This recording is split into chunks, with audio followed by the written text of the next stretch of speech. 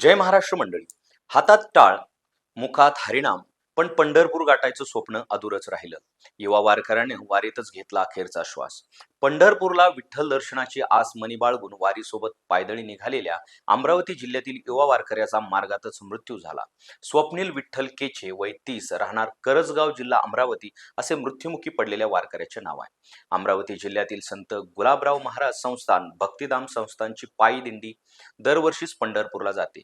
यावर्षी सुद्धा 25 दिवसापूर्वी जूनच्या सुरुवातीला शेकडो महिला, पुरुष वारकऱ्यांचा समावेश असलेली दिंडी पंढरपूरकरिता रवाना झाली होती.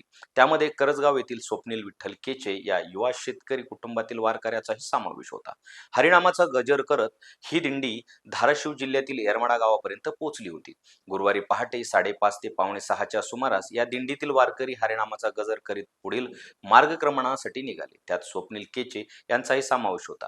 वारीत सहभागी असलेले स्वप्नील 3 दिवसापासून तापाने फणफणत असतानाही ते वारकऱ्यांसोबत औषधाच्या काही गोळ्या घेऊन पायदळी चालत होता. त्याच्यातील उत्साह कायम होता. परंतु गुरुवारी पहाटे वारी येरमाडा येथून पुढे मार्गक्रमण करीत असताना स्वप्नीलची प्रकृती बिघडली. त्यात त्याचा वाटेतच मृत्यू झाला. त्यामुळे वारीतील सहभागी दोघांनी स्वप्नील केचे यांचा मृतदेह घेऊन जिल्हा सामान्य रुग्णालय गाठले. डॉक्टरांनी तपासणीअंती मृत घोषित केल्यावर त्याचे शवविच्छेदन करून सायंकाळी स्वप्नील केचे याचा मृतदेह नातेवाईकाच्या स्वाधीन करण्यात आला आहे. इरविन चौकातील पोलिसांनी आवश्यक प्रक्रिया पूर्ण करून दस्तऐवज पुन्हा धाराशिव जिल्ह्यातील येरमाडा पोलिसांकडे पाठवण्याची प्रक्रिया सुरू केली होती. त्यामुळे मंडळी, जरी तुम्ही दिंडीत जात असाल तरी देखील स्वतःची काळजी घ्या. जय महाराष्ट्र.